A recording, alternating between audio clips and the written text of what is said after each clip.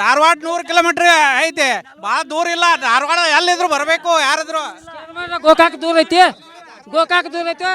ಇಲ್ಲಿ ಸಮಸ್ಯೆ ಇರೋದು ರೈತರ ಸಮಸ್ಯೆ. ಅದನ್ನು ನಾವು ಮೊದಲು ಅರ್ಥ ಮಾಡ್ಕೋಬೇಕು. ನಾನೊಬ್ಬ ರೈತನಾಗಿ ನಾನು BJP ಇರ್ಬೋದು, ಕಾಂಗ್ರೆಸ್ ಇರ್ಬೋದು, JDS ಇರ್ಬೋದು, ಅಥವಾ ಇನ್ನೊಂದು ಪಕ್ಷದ ನಾಯಕನಾಗಿರ್ಬೋದು, ನಾನು ಮೊದಲು ನನ್ನ ರೈತರನ್ನು ಉಳಿಸ್ಕೊಳ್ಳುವಂಥ ನಿಟ್ಟಿನಲ್ಲಿ ನಾನು ಒಂದು ಡಿಬೇಟನ್ನು ಮಾಡಬೇಕಾಗೈತಿ. ನಾವು ಈಗ ಮೋದಿ ಅವರಿಗೆ ಹೇಳೋಕ್ಕಾಗೋದಿಲ್ಲ, ಮುಖ್ಯಮಂತ್ರಿ ಅವ್ರು ಏನು ಮಾಡ್ತಾರೆ, ಜಿಲ್ಲಾ ಉಸ್ತುವಾರಿ ಮಂತ್ರಿಗಳು ಏನು ಮಾಡ್ತಾರೆ ಅನ್ನೋದಲ್ಲಿ ಪ್ರಶ್ನೆಯಾಗಿ ಬರೋದಿಲ್ಲ. ಮೊದಲು ಕಾರ್ಖಾನೆಯ ಮಾಲೀಕರು ಏನು ಮಾಡ್ತಾ ಇದ್ದಾರೆ ಅನ್ನೋದನ್ನು ನಾವು ಮೊದಲು ಮನವರಿಕೆ ಮಾಡ್ಕೋಬೇಕು. ಕಾರ್ಖಾನೆ ಮಾಲೀಕರನ್ನು ಹಿಡಿದು ಕಟ್ಟಿ ಕೇಸಿಂದ ನಾವು 3,500 ರೂಪಾಯಿಯನ್ನು ರೈತರಿಗೆ ಕೊಡಿಸುವಂಥ ಕಾರ್ಯವನ್ನು ಮಾಡಬೇಕು, ಹೊರತಾಗಿ ಇನ್ನೊಬ್ಬನನ್ನು ಮೆಚ್ಚಿಸುವಂಥ ಮಾತುಗಳಲ್ಲಿ ಆಡಬಾರ್ದು. ದೇಹದಲ್ಲಿ ಬ್ಯಾಡ್ ಕೊಲೆಸ್ಟ್ರಾಲ್ ಜಾಸ್ತಿ ಆದಾಗ ಹಾರ್ಟ್ ಅಟ್ಯಾಕ್ ಆಗೋ ಚಾನ್ಸಸ್ ಜಾಸ್ತಿ. ಇತ್ತೀಚೆಗಂತೂ ಸಿಕ್ಕಾಪಟ್ಟೆ ನ್ಯೂಸ್ನ ಕೇಳ್ತಾನೆ ಇದ್ದೀವಿ. ಸೊ ಬ್ಯಾಡ್ ಕೊಲೆಸ್ಟ್ರಾಲ್ನ ಕಮ್ಮಿ ಮಾಡೋದಕ್ಕೆ ಉತ್ತಮವಾದ ಆಹಾರ ತುಂಬ ಇಂಪಾರ್ಟೆಂಟು. ಜೀನಿ ಸ್ಲಿಮ್ ಯೂಸ್ ಮಾಡಿ. ಕರೆಕ್ಟ್, ಜೀನಿ ಸ್ಲಿಮ್ನಲ್ಲಿರುವಂತಹ ಎಷ್ಟೋ ಆಹಾರ ಧಾನ್ಯಗಳು ಕೊಲೆಸ್ಟ್ರಾಲ್ ಲೆವೆಲ್ನ ಕಮ್ಮಿ ಮಾಡೋದಕ್ಕೆ ಹೆಲ್ಪ್ಫುಲ್ ಆಗುತ್ತೆ. ಸೊ ಹೆಲ್ದಿ ಆಗಿರಿ, ಜೀನಿ ಸ್ಲಿಮ್. ನನ್ನ ಹೆಸರು ವೀರೇಂದ್ರ ಬಾಕೋಡು. ಒಬ್ಬ ರೈತನ ಮಗನಾಗಿ ಏನು ಕೇಳ್ತಾ ಇದ್ದೇನೆಂದ್ರೆ, ನಾನು ಕಾಂಗ್ರೆಸ್ ಪಕ್ಷದ ಆತ್ಮೀಯರಾದಂತಹ ಬಸವರಾಜ ಮರದೇವರಿಗೆ ಒಂದು ಪ್ರಶ್ನೆ ಕೇಳ್ತೀನಿ. ಏನಂತಂದ್ರೆ, ನಮ್ಮ ಜಿಲ್ಲೆಯಲ್ಲಿ ಉಸ್ತುವಾರಿ ಸಚಿವರಿದಾರು, ಅವರಲ್ಲಿ MLA ಇದಾರು, DCC ಬ್ಯಾಂಕ್ ಡೈರೆಕ್ಟರ್ ಇದಾರು, ಎಲ್ಲ ಅದಾರ. ಆದ್ರೆ ಇಲ್ಲೇ ಸ್ವಿಮ್ಮಿಂಗ್ ಪೂಲ್ ಉದ್ಘಾಟನೆಗೂ ಹೋಗ್ತಾರೋ, ಹೋಟೆಲ್ ಉದ್ಘಾಟನೆ ಹೋಗೋರು, ಮದುವೆ ಕಾರ್ಯಕ್ರಮಕ್ಕೂ ಹೋಗ್ತಾರೆ. ರೈತರು 10 ದಿವಸ ಆತು ರೋಡ್ ಮೇಲೆ ಮಲ್ಕೊಂಡಾರು. ನಿಮ್ಮ ಉಸ್ತುವಾರಿ ಸಚಿವರು ಯಾಕೆ ನಮ್ಮ ರೈತರ ತಕ್ಕ ಬರೀ ಬಂದು ಸ್ಪಂದನೆ ಮಾಡಿದ್ರೆ ನಮ್ಮ ರೈತ ಎಷ್ಟೋ ಖುಷಿ ಪಡ್ತಿದ್ರು. ಆದ್ರೆ ಒಂದು ಮಾಡೋಕ್ಕಾಗಿಲ್ಲ. ಏನು ಹೇಳ್ತಾರೋ, ಬರುವಂಥ ಸಕ್ಕರೆ ಸಚಿವ ಆದಂಥ ಶಿವಾನಂದ ಪಾಟೀಲ್ ಅವ್ರು ಬರಾಕತ್ರು ಸಹ ಶಿವಾನಂದ ಪಾಟೀಲ್ ಅವ್ರಿಗೆ ಹೇಳ್ತಾರೆ ಇವ್ರು ಏನಂತಂದ್ರೆ, ಅಲ್ಲಿ ಹೋಗ್ಬೇಡ್ರಿ, ನಮ್ಮ ಜಿಲ್ಲಾದಾರನ್ನ ನೋಡ್ಕೊತೇಳಿ. ಮತ್ತು ಇನ್ನೊಂದು ಹೇಳಿಕೆ ಕೊಡ್ತಾರಂದ್ರೆ, DC ಅವ್ರನ್ನ ನಾವು ಮಾತಾಡಿದ್ದೇವೆ. DC ಅವ್ರು ಓಟ್ ಕೇಳಕ್ಕೆ ಬರ್ತಾರೋ ಇಲ್ಲಿ ರೈತರ ಹತ್ರ. ಏನು ಹೇಳ್ಬೇಕವ್ರ? ಒಬ್ಬ ಉಸ್ತುವಾರಿ ಜವಾಬ್ದಾರಿ ಆದ ಮಂತ್ರಿ ರೈತರ ಹತ್ತವ್ರ ಏನು ಮಾಡೋಂಗಿಲ್ಲ. ರೈತರ ಸೌಮ್ಯ ಸ್ವಭಾವದವ್ರು. ಅಣ್ಣ ಸಾವ್ಕಾರ್ ಕಾಕ ಅಣ್ಣ ನೀನ ಅಂತ ಜೈಕಾರ ಹಾಕೋದು ರೈತರ ಕುಲ.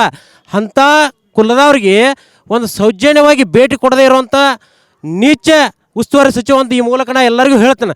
ಯಾಕಂದ್ರೆ ಬಸವರಾಜ ಮರದೇವ್ರಿಗೆ ಉತ್ತರ ಕೊಡಬೇಕಿದೆ. ಸತೀಶಣ್ಣ ಜಾರಕಿಹೊಳಿ ಅವರು ಜಿಲ್ಲಾ ಉಸ್ತುವಾರಿ ಮಂತ್ರಿ ಅದಾರ. ಅವರು ಇರೋದ್ರಿಂದ 3,000 ಇದ್ದಿದ್ದ ಎಲ್ಲ ಫ್ಯಾಕ್ಟ್ರಿ ಮಾಲಕರನ್ನ ಮನವೊಲಿಸಿ 3,200 ರೂಪಾಯಿ ತಂದವ್ರು ಯಾರು ಇದ್ರಂದ್ರೆ ಸತೀಶ್ ಜಾರಕಿಹೊಳಿ ಅಂತ ಹೇಳಿ ಕಿಸಿಂದ ಇಷ್ಟಪಡ್ತೀನಿ ಮೇಡಮ್. ರೈತ ಸಂಘದವರ ಹೋರಾಟ ಕೊತ್ತದಕ್ಕೆ ಹಿಡಿದು ಮೊದಲೇ ಫ್ಯಾಕ್ಟ್ರಿಗಳು ಈ ರೈತ ಸಂಘ ಚಾಲು ಹೋಗತ್ತ ಮುಂಚೆ 3,200 ಕುಯ್ರೆ ನಾನು ಅವ್ರಿಗೆ ಜೇಕಾರ ಹಾಕ್ತಿದ್ನಿ. ಈಗ ರೈತ ಸಂಘ ರೋಡರ ಮೇಲೆ ಹೋರಾಟ ಮಾಡಿ ಮೇಲೆ 3,200 DC ಅವ್ರು ಬಂದು ಹೇಳ್ಯಾರ. ಸಚಿವ ಹೇಳಿಲ್ಲ. ಈಗ ಮೇಡಮ್ ಅವ್ರ ಈಗ ಏನು ಹೋದ ಸರ್ತಿ 3,050 ರೂಪಾಯಿ ಘೋಷಣೆ ಮಾಡಿದ್ರು. 3,050 ರೂಪಾಯಿ ಘೋಷಣೆಯನ್ನು ಮಾಡಿದ್ರು. ನಂತರ ಲಾಸ್ಟ್ಗೆ 3,100 ರೂಪಾಯಿ ಕೊಟ್ರೆ, ಅಂದರೆ 100 ರೂಪಾಯಿ ಕೊಟ್ರೆ.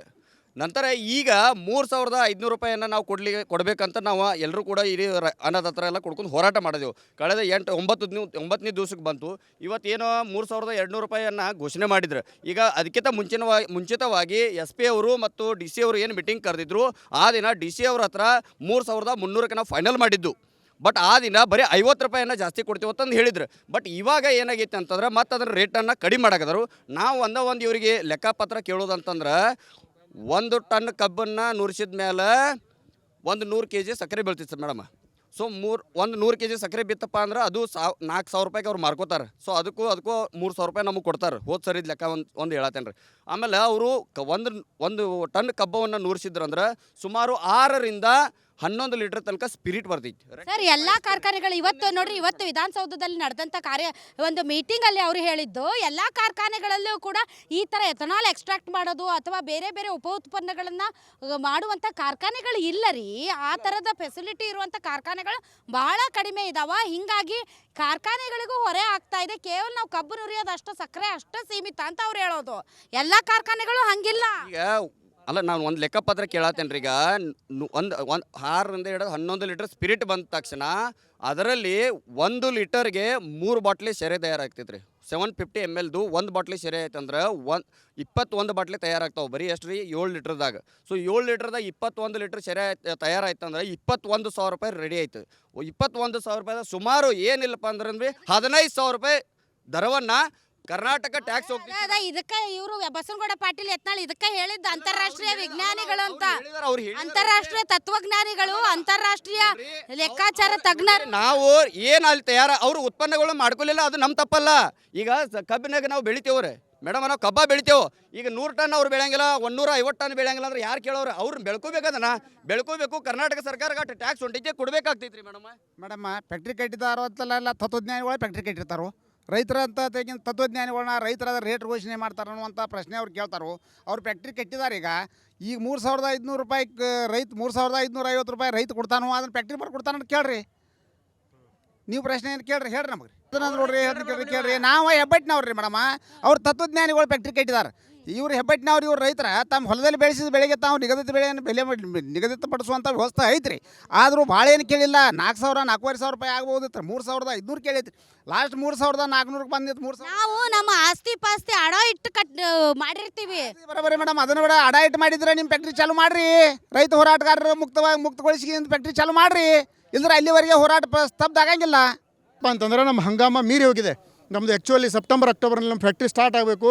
ನಮ್ಮ ರೈತರು ಡೊಣ್ಣು ಬೆಳೆ ಒಣಗ್ತಾ ಇದೆ ಬೆಳೆ ಒಣಗ್ತಾ ಇದೆ ಗರಿ ಆಯ್ತಾ ಇದಾವೆ ಅದಕ್ಕೆ ನಾವು ಮತ್ತೊಂದು ಬೆಳೆ ಮಾಡಲಿಕ್ಕೆ ಯಾಕಂದರೆ 2 ವರ್ಷ 3 ವರ್ಷದ ಬೆಳೆ ಇರ್ತಾವೆ ಅದಕ್ಕೆ ನಮ್ಮ ರೈತರು ಸಂಕಷ್ಟದಲ್ಲಿದ್ದೀವಿ ಆದಷ್ಟು ನಾವು ಫ್ಯಾಕ್ಟ್ರಿ ಸ್ಟಾರ್ಟ್ ಆಗಲು ಉದ್ದೇಶದ ಇದ್ದೀವಿ ಅದಕ್ಕೆ ಸರ್ಕಾರ ಪಟ್ನ ಇದಕ್ಕೆ ಒಂದು ನಿರ್ಧಾರ ತೊಗೊಂಡು ನಮ್ಗೆ ಏನಾರು ಒಂದು ಪ್ರೋತ್ಸಾಹನ ಅಥವಾ ಏನಾರು ಒಂದು ಮಾಡಿ ರೈತರ ಒಂದು ಹೋರಾಟನ ಹಿಂದೆ ತೆಗೆದುಕೊಂಡು ರೈತರಿಗೆ ಅನುಕೂಲ ಆಗುವಂಗೆ ರಾಜ್ಯ ಸರ್ಕಾರ ಮುತುವರ್ಜಿ ಮಾಡಲೇಬೇಕು ಇಲ್ಲ ಅಂತಂದ್ರೆ ರೈತರ ಸಾವು ಪರಿಸ್ಥಿತಿ ಅಂಥೇಳಿ ತಮ್ಮ ಮುಖಾಂತರ ಸರ್ಕಾರಕ್ಕೆ ಒತ್ತಾಯಿಸ್ತೇನೆ